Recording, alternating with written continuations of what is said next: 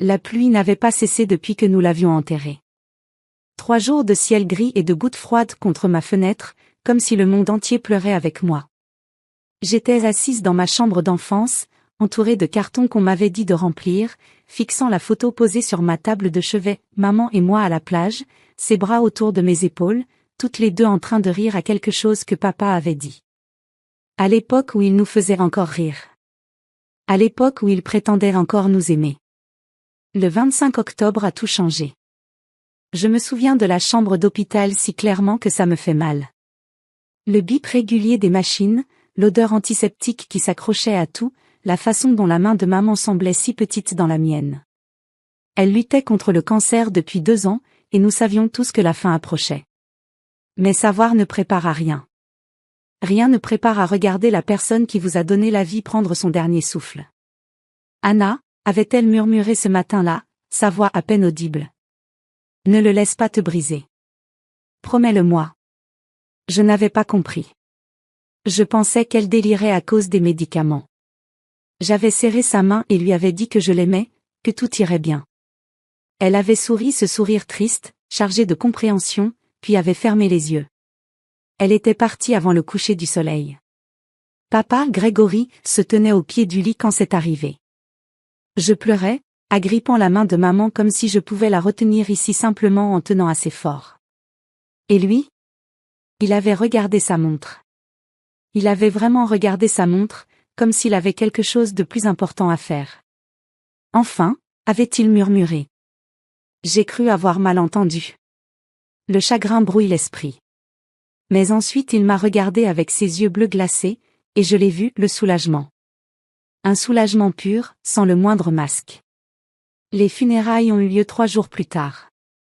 Ciel gris, cercueil gris, visage gris partout. Les gens du travail caritatif de maman sont venus. Ses amis du club de lecture. Des voisins qui se souvenaient de sa gentillesse. Ils m'ont serré dans leurs bras et m'ont dit à quel point ils étaient désolés, combien Margaret avait été merveilleuse, combien elle manquerait. Papa serrait des mains et acceptait les condoléances comme s'il participait à un événement de réseautage professionnel. Poignée ferme, sourire entraîné, paroles vides. Merci d'être venu. Oui, c'était une femme remarquable. Elle nous manquera terriblement. Des mensonges. Rien que des mensonges. Je suis restée devant sa tombe longtemps après le départ de tout le monde, laissant la pluie traverser ma robe noire. Je me fichais du froid. Je me fichais de tout, sauf du trou béant dans ma poitrine à l'endroit où logeait autrefois mon cœur. Je ne sais pas comment faire sans toi, maman, ai-je murmuré à la terre fraîchement retournée. Je ne sais pas qui je suis sans toi. Ce soir-là, tout s'est effondré. En rentrant, j'ai trouvé papa dans le salon, un verre de whisky à la main et un sourire sur le visage. Pas un sourire triste. Pas un sourire de veuf endeuillé. Un sourire triomphant. Ah, te voilà, dit-il en faisant tourner le liquide ambré. Je me demandais quand tu allais revenir. J'étais au cimetière. Pour voir maman. Il a ri. Il a réellement ri. Tu joues encore à la fille dévouée? Allons, Anna. On sait tous les deux que tu n'étais que son projet, pas sa fille. J'ai eu l'impression d'être giflée. Qu'est-ce que ça veut dire? Ça veut dire que ta mère a gaspillé des années à essayer de faire de toi quelque chose de valable. Cours de piano, cours d'art, ce diplôme d'université hors de prix dont tu ne fais rien. Tout son argent, tout son temps, versé en toi comme de l'eau dans le sable. Il a pris une longue gorgée. Eh bien, la source est à sec maintenant, chérie. Je suis restée figée, incapable de comprendre ce qui se passait.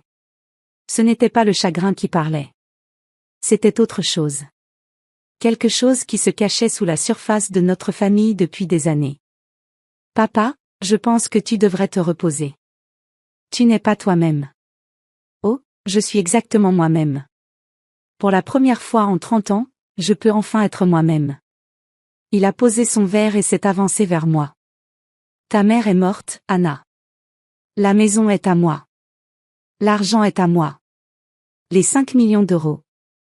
5 millions. Maman les avait hérités de ses parents, grand-mère Éléanore et grand-père Thomas. De l'argent ancien, investi avec soin, multipliées au fil des décennies. Je savais que ça existait, mais nous n'en parlions jamais.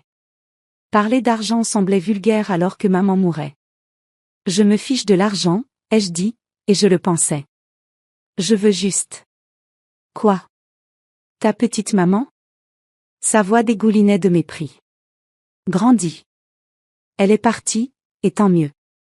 Tu sais ce que c'était, être mariée à Sainte Margaret? Devoir toujours faire semblant d'être reconnaissant pour son précieux héritage? Avoir l'impression d'être un invité dans ma propre maison? Je reculais, la tête tournant. Ça ne pouvait pas être l'homme qui m'avait accompagné à l'hôtel au mariage de ma sœur Bethany.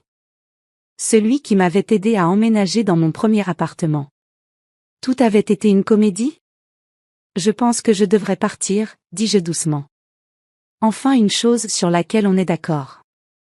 Il sourit encore ce sourire glacial. Fais tes valises. Tu as jusqu'à demain matin. Tu me mets à la porte?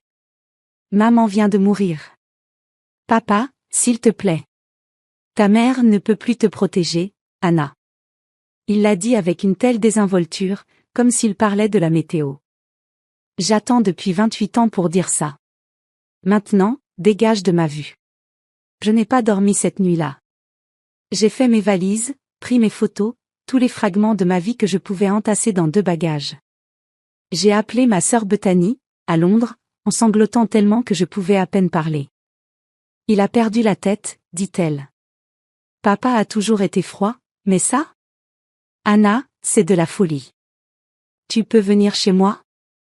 Je ne sais pas quoi faire, bête. Je ne sais plus rien. Sors de là. On trouvera une solution ensemble.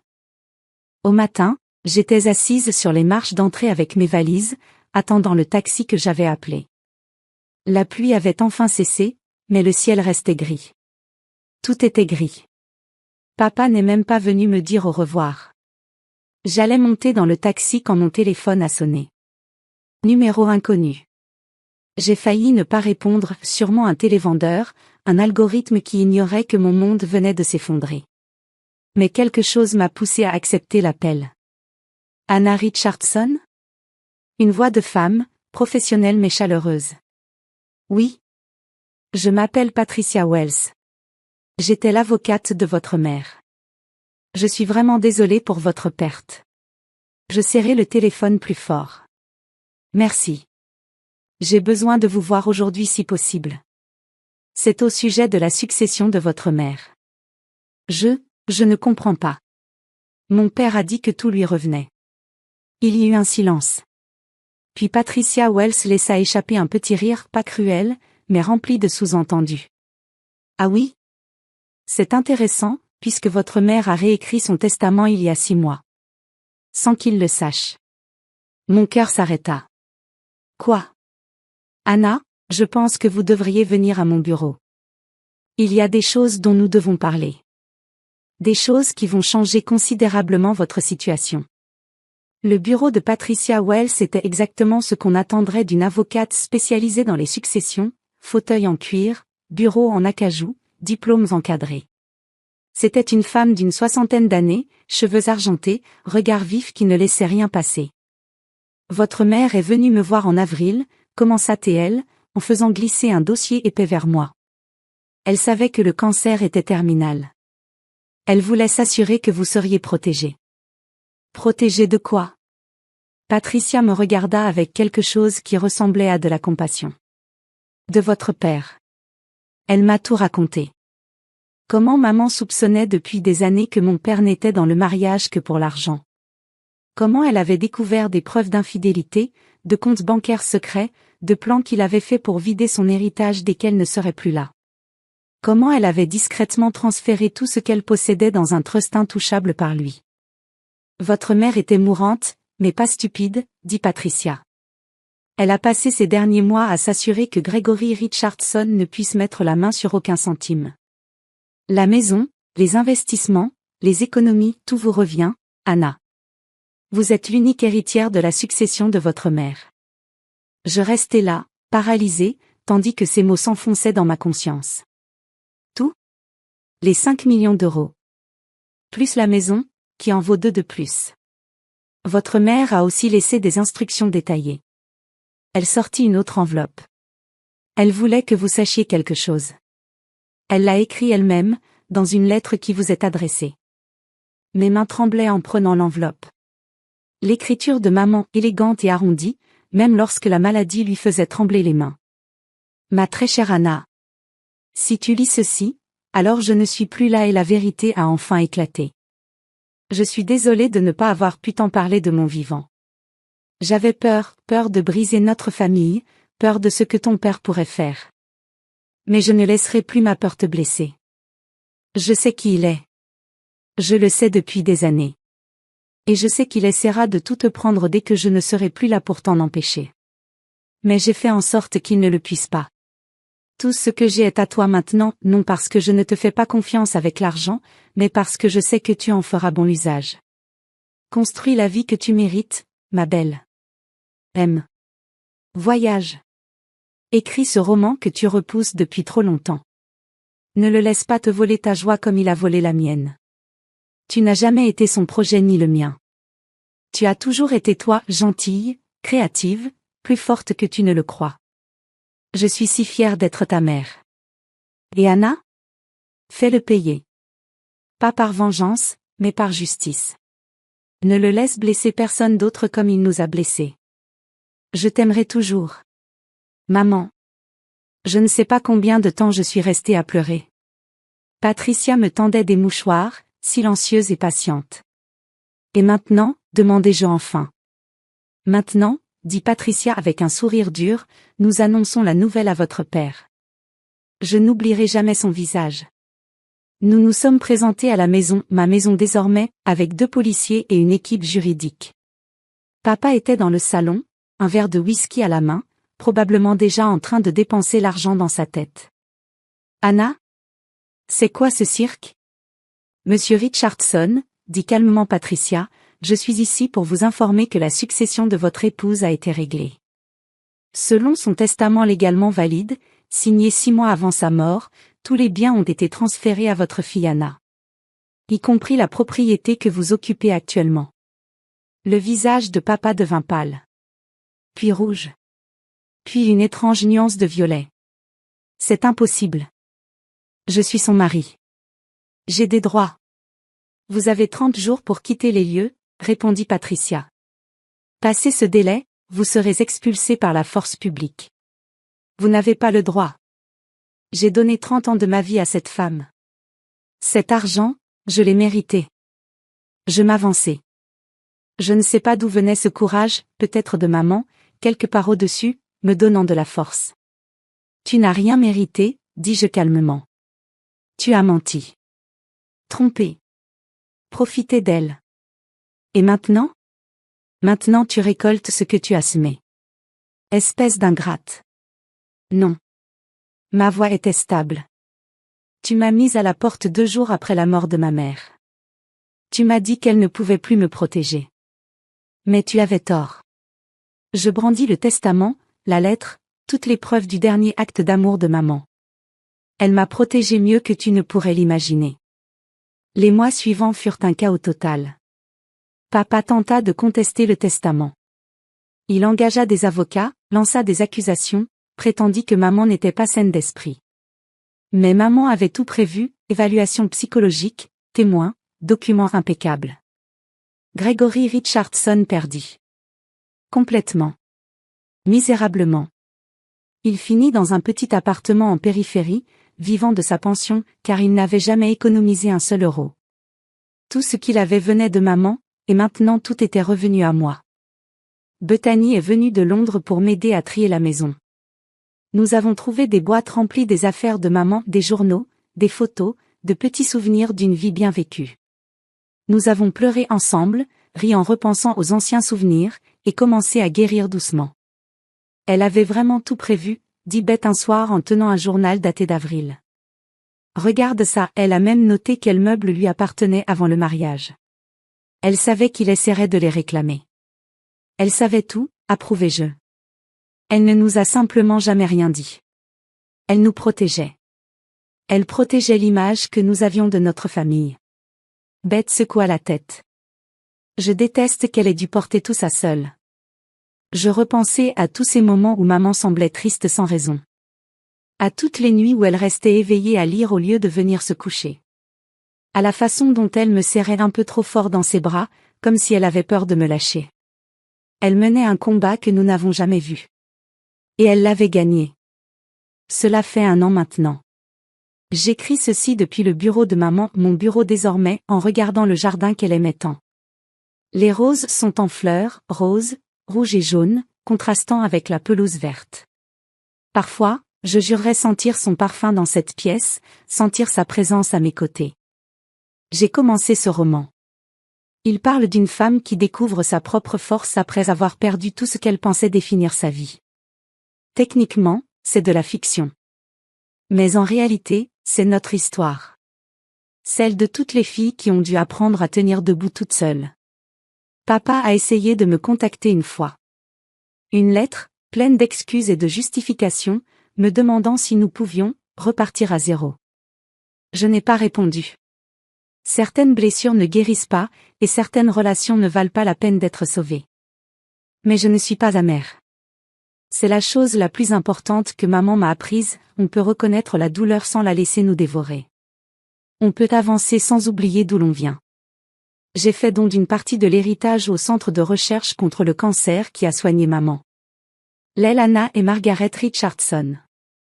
Bethany a pleuré en voyant la plaque. J'ai voyagé, Paris, Tokyo, Sydney, tous les endroits dont maman et moi avions rêvé ensemble. J'ai emporté sa photo partout, je l'ai tenue devant la tour Eiffel, devant l'opéra de Sydney, dans un petit restaurant de ramen à Osaka. On y est arrivé, maman, je murmurais. On y est enfin arrivé. Et je suis tombée amoureuse. Il s'appelle Thomas, comme mon grand-père. Il est gentil, patient, et rit à mes blagues les plus nulles. Quand je lui ai tout raconté, papa, le testament, toute cette histoire compliquée, douloureuse et magnifique, il m'a simplement prise dans ses bras et m'a dit. Ta mère avait l'air incroyable. J'aurais aimé la rencontrer. Elle t'aurait adoré, répondis-je. Et je le pensais vraiment. Alors me voilà. Anna Richardson, 29 ans, unique héritière d'une fortune que je n'ai jamais demandée mais que je suis déterminée à honorer. Fille de Margaret, qui m'aimait assez pour planifier au-delà de sa propre mort. Survivante de Gregory, qui m'a appris que le sang ne garantit pas la loyauté. Certains jours sont encore difficiles. Certains jours, maman me manque tellement que j'en perds le souffle. Mais je me rappelle sa lettre, ses mots, sa confiance en moi. Construis la vie que tu mérites. C'est ce que je fais, maman. Un jour à la fois. Et papa? La dernière nouvelle que j'ai eue, il est seul dans ce petit appartement, aigri et fauché, regardant tout le monde avancer sans lui. Son cauchemar continue. Mais mon rêve? Il ne fait que commencer. Merci d'avoir regardé. Si vous avez aimé cette histoire, laissez un like, n'oubliez pas de vous abonner si ce n'est pas déjà fait, et cliquez sur la carte ci-dessus pour voir d'autres histoires comme celle-ci. À très bientôt. God, it's super slow. I love how you're like, yes! Runs forward. I got excited. I understand. They have no nade right now. I think someone on our left. I don't think they like you on Widow, man.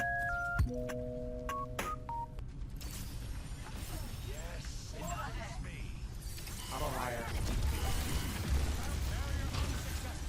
Keep doing it. Keep going, Widow, bro. Alright, we got a point. Make them angry. Make them log off. Make them uninstall.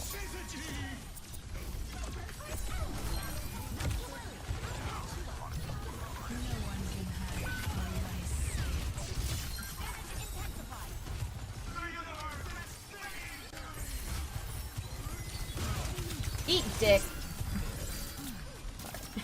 Soldier? Nice turn. I don't know. I don't know who that is. What do they play?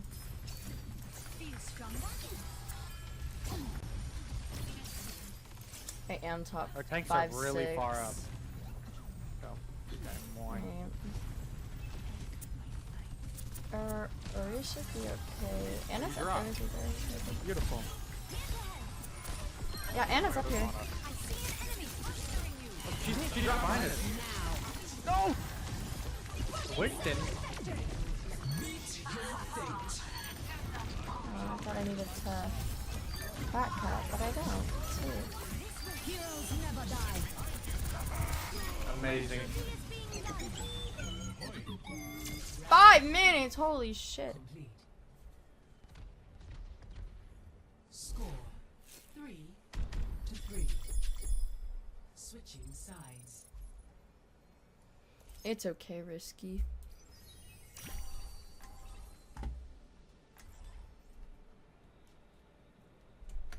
Just type I love feet in the chat so you know that, so we know that you like are hearing the comms, right? That's it. You're clipped. You're clipped, buddy.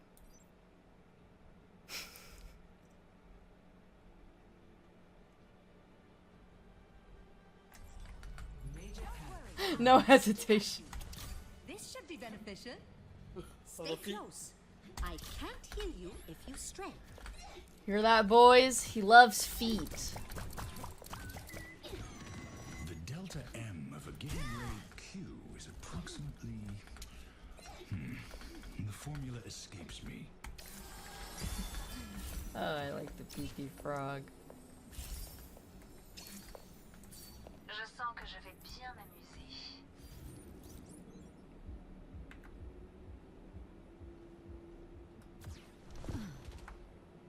5, 4, 3, 2, 1. Attackers incoming. Stop the payload. Arjuno's dead. Never mind. We have a Widow. No more Bastion. I lied. They're triple DPS. They only have one tank.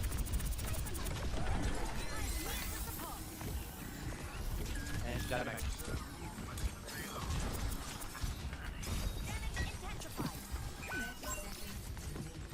Could we kill whoever the hell is over there? Precisely. Oh my god! Did you die to the remake? Yeah! That was lit.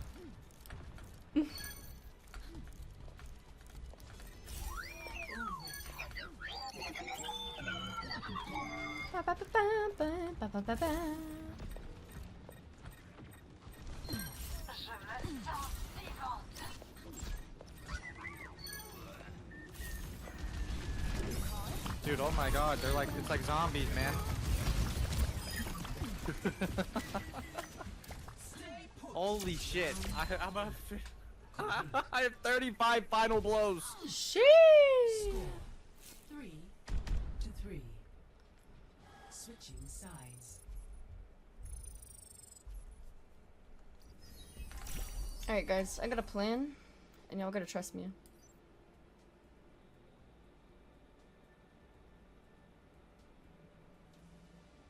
They're never gonna see this coming. So I'll let you know. I can't tell you yet, but they have it. Major Don't panic worry, I'll be right unlocked. behind you. This should be beneficial. My prognosis is excellent. I'm Dinah Zeiter. Are you running it down main? Fuck yeah, I'm running it down main. Are you kidding me?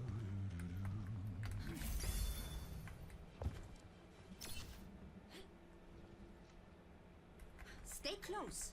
I can't heal you if you stray. You'll go bed after? Okay. Oh, Moons! You are purple! Are you feeling unwell? I am now. Do not panic.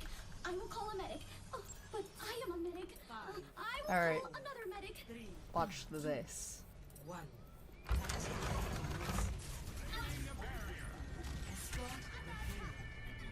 That's Aura! Oh my god!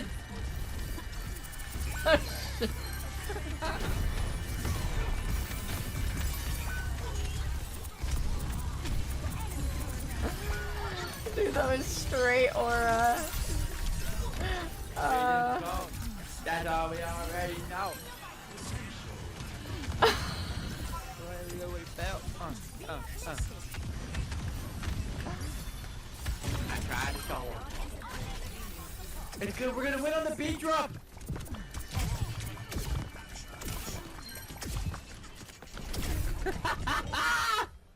GG's, guys. That was Aura. We're so good. Yeah! We're gonna get fucking.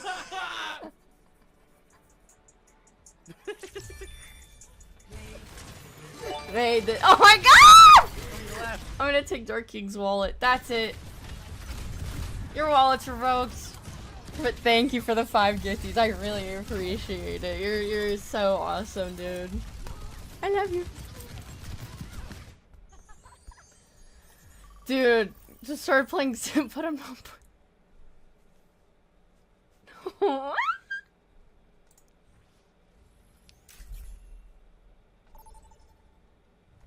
Dang, insta-Q. Holy crap. We have a lot. Is Emong still playing, bro? I literally I literally screamed when I found out it was Emong. I literally fangirled the hell out, bro.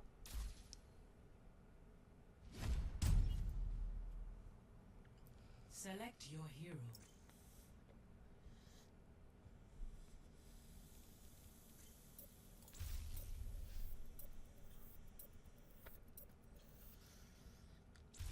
Choose heroes to ban.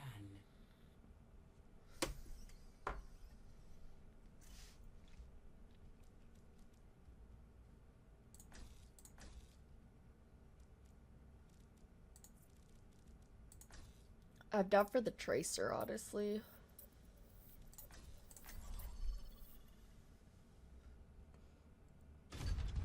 Ooh, oh yeah. Perfect. Welcome to Oasis. Was he on your team, buddy? Or was he, on...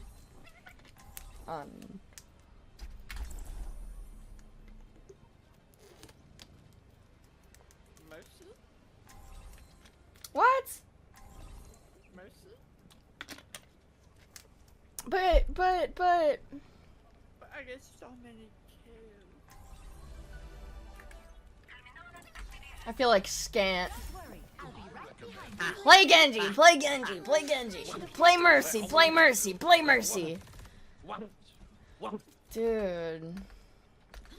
It's insane. Ah, Oasis. I miss the quiet confines of a laboratory. 5,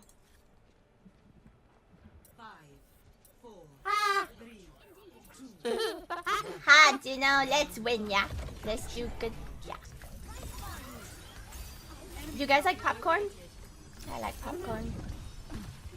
I like popcorn. It's good. It's good. Where is everybody? Ooh. I'll be with our Echo. One hero is one. Oh my gosh, I have chills. Leave me my.